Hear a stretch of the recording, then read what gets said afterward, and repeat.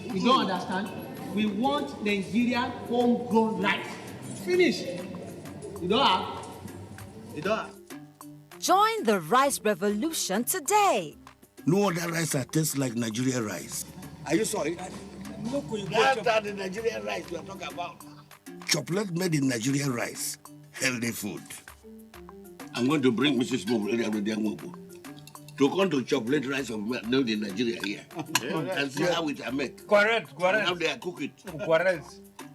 Homegrown rice are good for your health. It boosts our economy and give employment to our people. This message is brought to you by the Federal Ministry of Information and Culture.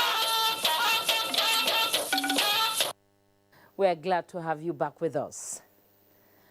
Now, as the stars adorn the skies, so do the Nigerian Air Force platforms adorn the skies, displaying not only in supremacy, but also effective air power as they rain terror on insurgents. In the year 2018, the third born of the armed forces conducted quite a lot of operations to degrade insurgency and bandits. Olajide Bello will tell us about the exploits.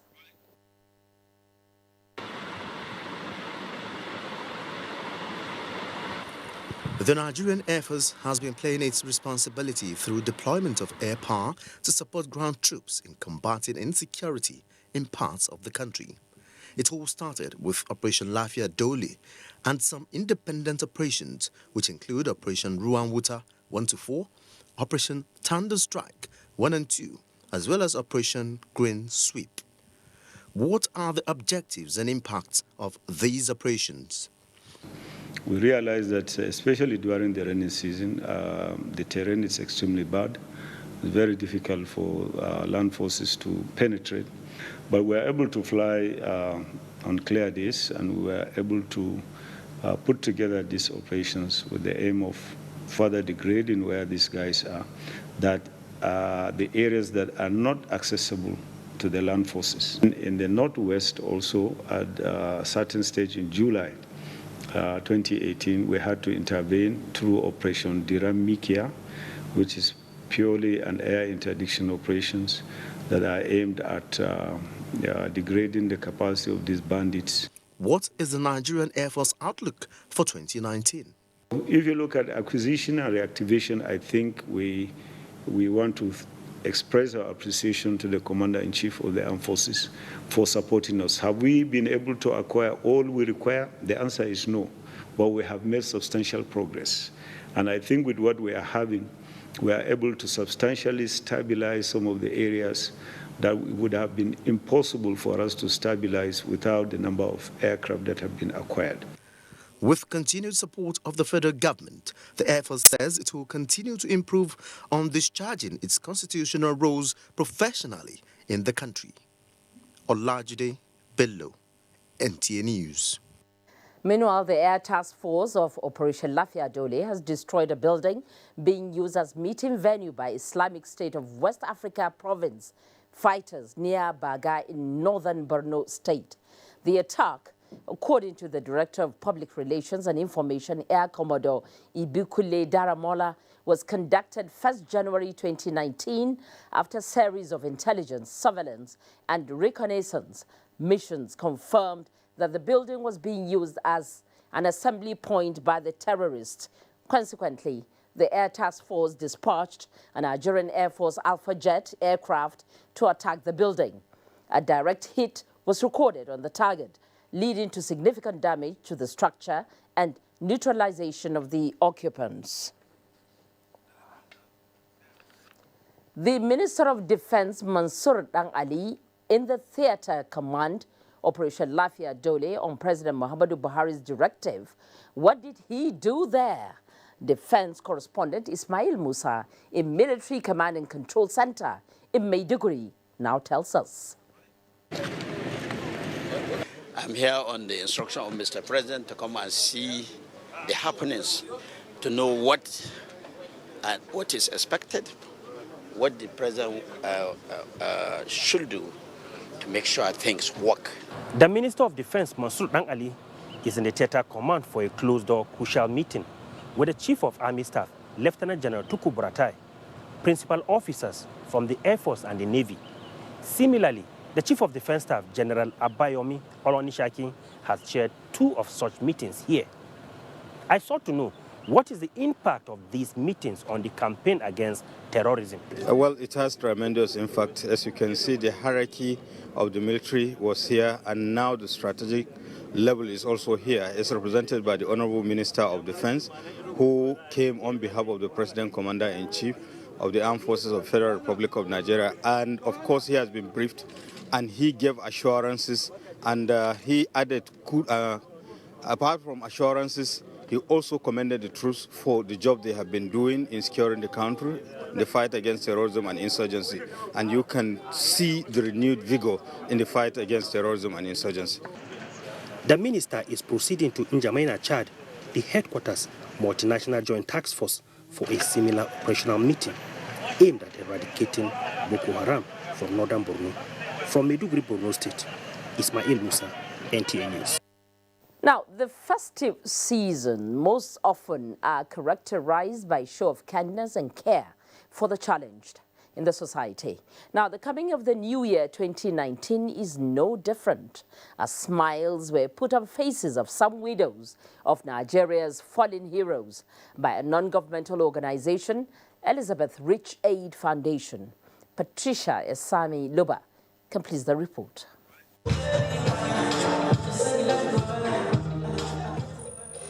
These are some widows of fallen heroes. They have something in common.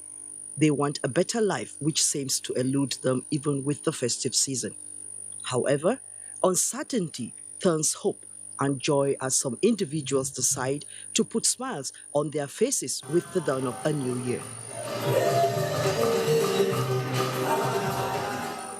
These enduring memories will remain for a long time, thanks to Elizabeth Jack Rich Aid Foundation, in conjunction with Belema Oil Producing Limited. That's why we have the men here to actually get this chance on behalf of their mom, who is a widow of one of our fallen heroes. So I just wanted to make that clear. And also, I forgot to mention, this wrapper I'm actually tying around my waist is part of the gift item, and we also have a bag of rice and mosquito nets. First, let me state that there are 3 organizations that are represented here: the Nigerian Police, the Civil Defense, and the DSS. Well, the issue is that it is what you cannot control.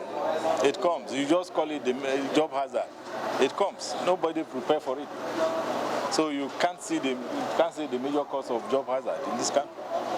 Organizers say their interest is remembering the dedication and selfless service the fallen heroes rendered in time past to the peace and stability in Nigeria. In the mood of the New Year celebration, dance competition also characterized the event to make the widows catch their fun with presentation of checks worth 200,000 each, food items and clothing.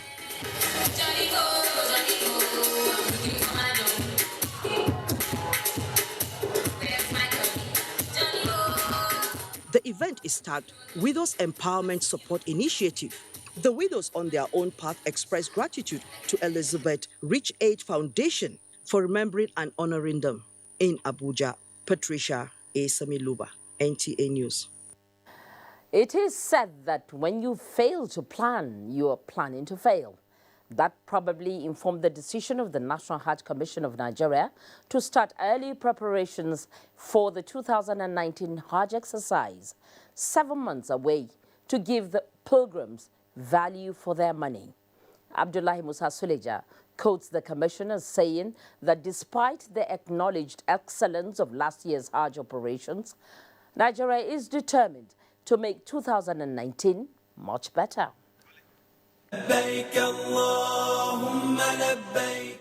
Over the years, the National Hajj Commission of Nigeria, NACON, has come to terms with the fact that successful Hajj exercise depends on good planning and seamless all-year-round preparations. That explained the visit to Saudi Arabia earlier on, where the Minister of State for Foreign Affairs, Khadija Abba Ibrahim, led Nigeria's delegation to sign an MOU with the Saudi government to review the 2018 Hajj exercise and signify the preparations for the 2019s. NACON Commissioner for Policy, Personal Management and Finance, Adeboye Ibrahim, said that event isn't followed up with other activities, including consultation with state pilgrim boards, airline operators, transport services providers, and screening of accommodation providers. He said the Commission is also devising means to ease the rigor of biometric capturing and screening during the Hajj exercise. In fact, even they are planning this year, they want to do screening and immigrations in the country, of which Nigeria want to key in. As soon as you get here, you just go in. You don't even stop at the immigration. You just go and enter your bus and go to your accommodation.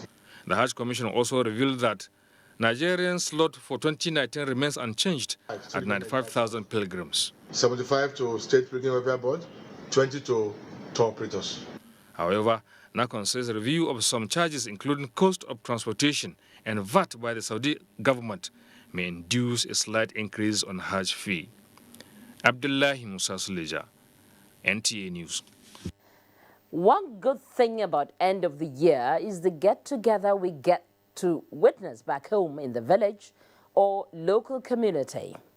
So it was with the second annual Convention and Life Achievement Awards of the Wukari Millennium Forum in Wukari local government area of Taraba State. Well, you're missing out if you don't go home for this yearly event in your locality. Joseph Zanagambo reports that 6 illustrious sons of Wukari were honored at the occasion. The Wukari Millennium Forum is an avenue for stakeholders from Wukari local government and beyond to cross-fertilize ideas on how to sustain the peace and fast-track development in the area. That is why the second annual convention of the forum, with the theme Sustaining Peace, Unity and Development through Education, the way forward, speakers at the event said, is apt in view of the importance of peace to individual and societal transformation. This remarkable achievement must not only be sustained through goodwill and infrastructural support by governments at all levels in the country. Dr. Abubakar Jika Jidare of the Department of Political Science, Barro University, Kano, who described as worrisome the senseless killings and destruction of properties in Wukari and other parts of the state, also condemned the use of tribal and religious sentiment by desperate politicians to fan the embers of discord among the people. We should shun away violence, we should shun away conflict, we should shun away hatred, we should shun away all those things that will prevent development. In Jalingo, Joseph Zanagambo, NTA News. We'll take another break now. There'll be more when we return in just a moment. Stay with us. I'm Sipasi Olaleko Ayodele. I'm based here in Ikorodu, Lagos State. I'm the founder of Protector Zone. We train children, youth, and farmers in sustainable agricultural practices to fight hunger and alleviate poverty even in the city. In 2016, joining Empower, I was able to reach more people. Empower gave me the feasibility and the exposure I needed to scale my organization from where it was to where it is now. Because of the opportunities Empower has actually given me and the facilities they provided us, whereby we are going to schools, partnering with the teachers, training the children on sustainable agricultural practices. We have a lot of youth, women, and children who benefited from our platform. Even what I'm doing on a small scale has actually brought me a lot of local and international recognition. Currently, I won the Nigerian American Partnership Award and the US Consular General Award based on what I'm doing right from my community here.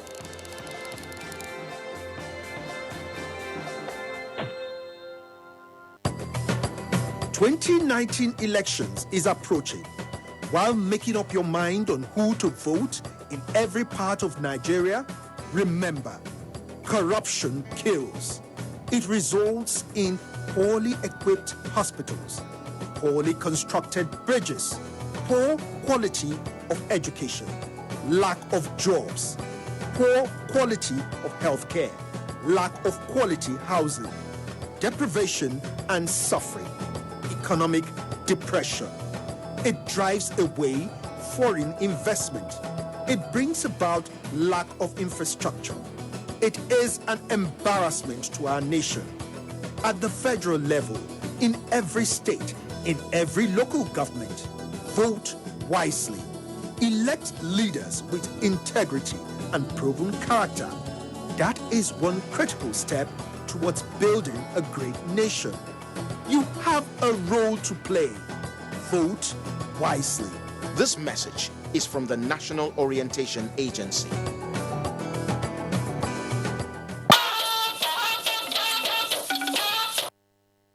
You're welcome back. Now for news trending in other parts of the world, here is Rachel Shuaibu. A Red Cross official says hundreds of refugees have crossed into Uganda from Congo in the aftermath